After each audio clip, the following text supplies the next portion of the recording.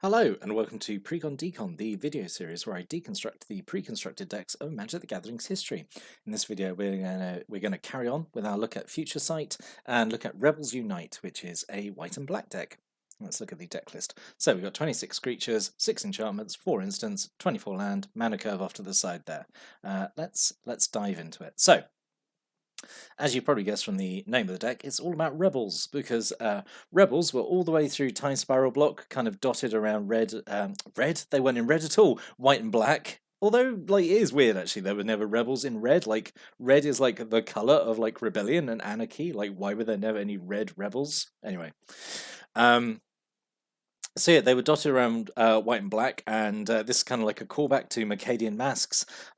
Most of them had like their recruitment abilities again, so it was really fun to see them and kind of have another crack at building rebel decks and just endlessly searching up more and more rebels, building a whole chain of rebels. So yeah, let's start looking at them. So we have 3 Amro Scouts, 1 card and a white for a 2/1. A Kithkin Rebel Scout, setting the seeds for Lorwyn here with Kithkin. 4 colours, tap, search your library for a rebel with mana value 3 or less, put it straight into play. Yep. So I talked about rebels so much back in Mercadian Masks in season 1. Basically, there were, back in the day, there were rebels and mercenaries. Rebels tutor up; they get like their bigger mates out, whereas the mercenaries, who are predominantly in black, tutored down. So the big mercenaries recruited smaller ones, and rebels were obviously much better because tutoring up is a lot better than tutoring down. So yeah, Amaru Scout is just really very solid start to these rebels. A single Blight Speaker, 1 cast, 1 black for 1/1. Tap to make a player lose 1 life, which is fine. 4 and tap, search your library for a rebel card with mana value 3 or less and put it into play. Yep, so he tutors up as well and also has this use ability where he can tap just to make someone lose 1 life. Yep, perfectly fine. Defiant Vanguard is a time-shifted card, which means it's come from, I think it's from Nemesis. Yeah, it's now modern legal because it is time shift, has the purple time shifted icon. 2 cards and a white. When it blocks at end of combat, destroy it and all creatures it blocked. And 5 and tap, recruit a rebel with mana value 4 or less. So one of the new cards, one of the time future shifted cards, not time shifted, future shifted. I do actually wish we would have a return to Mercadia one day. I would love to see a new spin on like rebels and mercenaries, like in a new set. I would love to see like new design or modern design elements applied to Mercadian Mass, because Mercadian Mass is like not a great set. It's got like really good flavor, but like card wise, it's kind of weak. I would love to see a return to. Everyone's always like, oh, return to Kamigawa, return to Ravnica, return to Innistrad. No, return to Mercadia. I demand it. Anyway. Ramosian Revivalist. 3 colours and a white for a 2/2. 6 and tap. Return a rebel permanent card with mana value 5 or less from your graveyard to play. So this is a slight spin on the recruitment ability in that it's bringing dead ones back rather than searching them up from your library, which I think is pretty interesting. 3 Amro Seekers. Seekers. I can't talk today. I've really. Anyway. Anyway, Amro Seekers, 2 colours and white for a 2/2, and it can't be blocked except by artifact creatures or white creatures, so it essentially has Intimidate. It's slightly better than Intimidate because, yeah, it specifies artifact creatures, whereas Intimidate would be colourless creatures could block it as well. Yeah, like non-artifact colourless creatures. Anyway, it's fine, and it's a rebel, so it can be searched up. A single Avon Riftwatcher, 2 colours and a white for a 2/3 flyer with Vanishing 3, so you have it around essentially for 3 turns, then it dies. When it comes into play or leaves play, you gain 2 life. Yep, perfectly fine. 3 Blade of the Sixth Pride, 1 colours and 1 white for a 3/1 with no abilities, but lovely full art on the frame. I said it in the previous 2 Future Sight videos. I really wish this was just a thing going forward, that creatures with no abilities just got nice full artwork, because it looks so good. And then 2 Errant Doomsayers. These have been in pretty much every white pre-constructed deck in Time Spiral block. I just don't think they're very good. 1 colours and 1 white for a 1/1, and tap to tap a creature with toughness 2 or less. It's not Master Decoy. That is my benchmark for creatures that have this tap down ability. Single Knight of the Holy Nimbus, 2 white for a 2/2 with flanking. If it would be destroyed, it automatically regenerates, but an opponent can pay 2 to switch off its automatic regeneration for a turn, which is, I think that's okay. The fact it's just a 2/2 with flanking, and for 2 is okay on its own. 2 Outrider on core, 2 colours and a white for a 2/2 with flanking. Has the classic core ability of being able to shuffle its damage around. When it takes damage, it can put it onto your own stuff, stop itself from dying, which is pretty cool. Single Riftmark Knight, 1 colours and 2 white for a 2/2 with flanking and protection from black. You can suspend it, and when the last time count's been removed from it, when it's suspended, it comes in, and it comes in with his evil twin, who is also a knight with flanking, but has pro white and haste, and then you've got 2 of them. I think it takes a little too much time actually to get the benefit from this, honestly. Is you'd suspend this turn 3, so you wouldn't be getting this until turn 6, and then you just have two knights, which like turn 6 is not that impressive a play, honestly. I guess they both have haste and they both have evasive abilities, but yeah. Single Zealot Envec, 2 colours and a white for a 1/1 with Shadow. So we're not really seeing too much Shadow show up in these Time Spiral decks, but it was there. Shadow coming back from Tempest is just kind of a blocking restriction and an evasive ability all rolled into one. When it attacks and isn't blocked, which is very likely because it's hard to block, you can have it deal 1 damage to a creature, and if you do, you prevent the damage it would do. So if it gets through, instead of hitting your opponent, it can instead do 1 damage to something else, which is fine, I guess. Gets rid of little X1 utility creatures, I suppose. 2 Samite Censer Bearers, 1 white for a 1/1. Pay 1 white and sacrifice it to prevent the next 1 damage that would be dealt to each creature you control this turn. So it's kind of like a rubbish fog effect, honestly. It only prevents 1 damage to all your creatures. At least it is all your creatures and not just like 1 creature, which would be really weak. It's okay. I mean, what do you want for a 1/1, I suppose? It's fine. A single big game hunter, 1 colours and 2 black for a 1/1. When it comes into play, destroy target creature with power 4 or greater. It can't be regenerated. It has madness, which means if you would ever discard it, you can pay it for its madness cost, which is pretty interesting. It means you can get it out for a single black mana. I don't think there's too many ways of discarding cards in this deck, though, so I'm not sure how often that madness ability would trigger, but it's always good to have it as an option. Then 2 Putrid Cyclops. I have no idea why Putrid Cyclops is in this deck. It just doesn't fit at all. So 2 colours and a black for a 3/3. When it comes into play, you scry 1. So you look at the top card of your deck, and you can choose either to get rid of it or keep it there. Well, not get rid of it. You put it on the bottom of your deck. Then you reveal the top card of your library, and then it gets -X until in turn where X is the card's mana value. So yeah, this is just really bad. this could just end up being 3 mana to scry 1 at sorcery speed, because you could die to whatever you reveal. Yeah, really not a great card. Really don't know why it's in this deck. I don't think it fits at all. There's so many other cards it could have been. Let's talk about the 2 rares that are now. So we have Angel of Salvation. So 6 and 2 white for a 5/5 flyer. Has flash and it has convoke. So convoke is returning here from the original Ravnica block.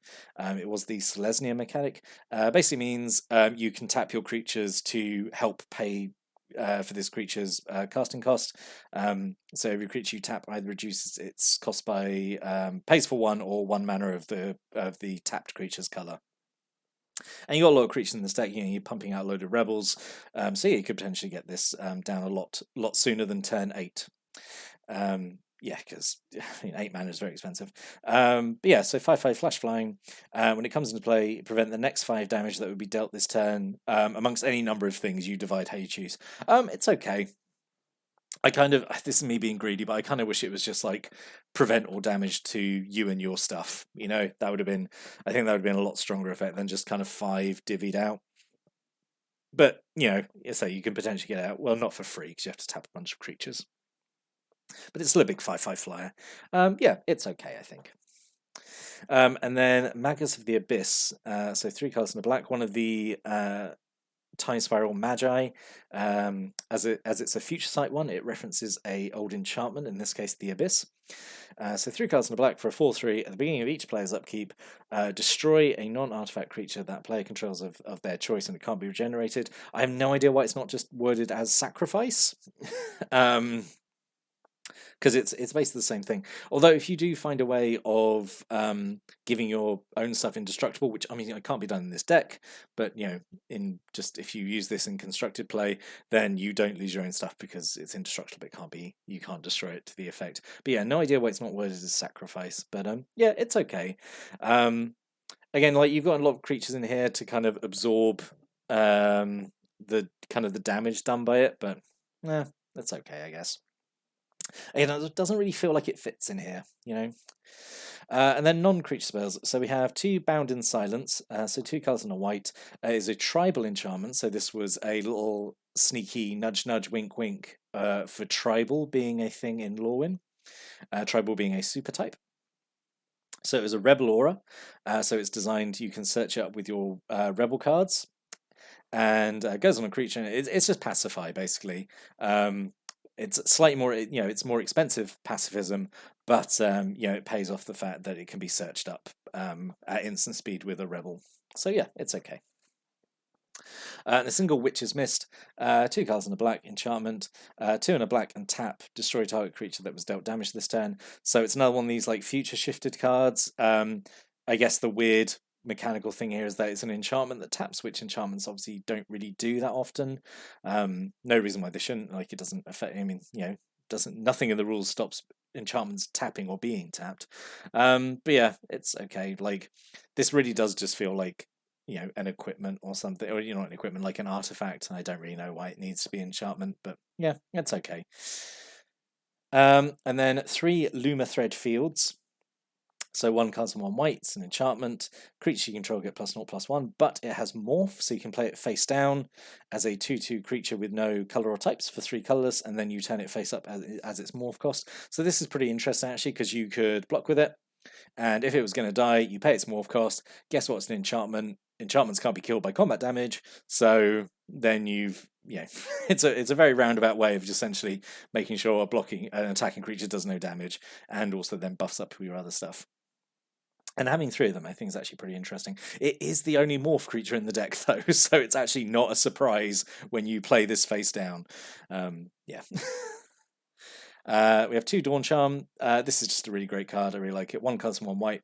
You get 1 of 3 effects. Prevent all combat damage to be dealt this turn. So it's like fog, or regenerate a creature, or you counter a spell that targets you. Those are 3 really good effects. And I really like this card. It's probably my second favorite charm out of the Planar Chaos ones. First one, the Evolution Charm, is so good. I absolutely love Evolution Charm.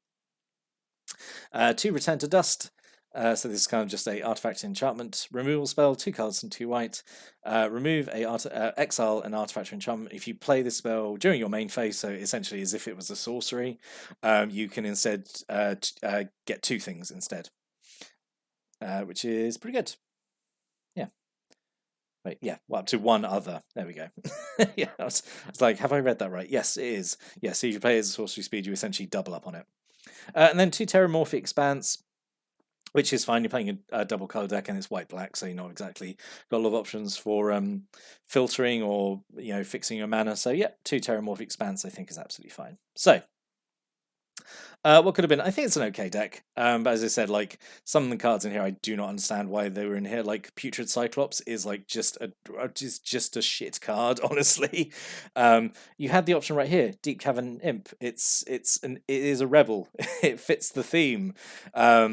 And it has Echo discard a card, which helps your big game hunter, because then you discard a card and you have big game hunter, which has madness. So I have no idea why Deep Cavern Imp was not in this deck, because it just fits. I think it's just like a 2/1 as well, so it's actually okay. It's pretty aggressively costed, like it's 2/1 flying with haste for 3, and it's a rebel. It fits the themes, and it has a beneficial echo cost. I have no idea what was in this deck. I have no idea why Putrid Cyclops was, and it really frustrates me. Other black rebels, because there was obviously more white rebels than black rebels. But other potential black rebels were Dune Rider Outlaw, which is kind of like a color shifted whirling dervish. So it has pro green and it's a 1/1. And if at the end of turn, if it dealt damage to an opponent, it gets a +1/+1 counter, so it builds up. Wrathy Trapper should have 100% been in here instead of the Errant Doomsayers. It's basically color shifted Master Decoy, which means it can tap down anything. It's not like limited by creatures with like low toughness, so it's so much better than Errant Doomsayers, and it should have been in here to just have a better balance of black rebels. So alternate rares. So I think they're a bit off, honestly, the rares in this deck. I don't think they go too well. These are just some of the options I thought. Because like Future Sight, it's still a small set, so it doesn't have a lot of selection. Set's Tiger I thought could have been cool. So it's 2 mana and it's 2 cards and 2 white for 3/3 with flash. And when it comes to play, you the player get protection from the color of a choice until end of turn, which I think is pretty cool. Like to give you the player protection from a color. I think it's just a fun effect. I think that would have been good. It basically does kind of what Angel Salvation is trying to do, I think. And then Cloud Key, I think, could have worked as well. So just 3 mana artifact. When it comes to play, you choose a card type, and spells you play of the chosen type cost 1 less to play. So you would just choose like creatures, and then you just play rebels out a lot quicker, I guess. I mean, they're already cheap, but this makes them cheaper. So, that's fine, I suppose. So in summary, I like this. I kind of like black-white rebels. Not as much as I like black-white clerics or black-white zombies or black-white knights. Pretty much any other tribe that black-white kind of shares.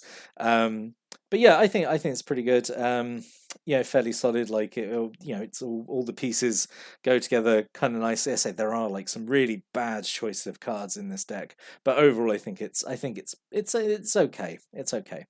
I didn't have this deck, so I can't really speak from experience. But if you had this deck, please, if you've got stories or opinions or thoughts to share about this deck, put a comment below. I always like reading people's comments. But I'll be back next time to look at the last Future Sight pre-constructed deck. But until then, thank you for watching and listening, and have a good day.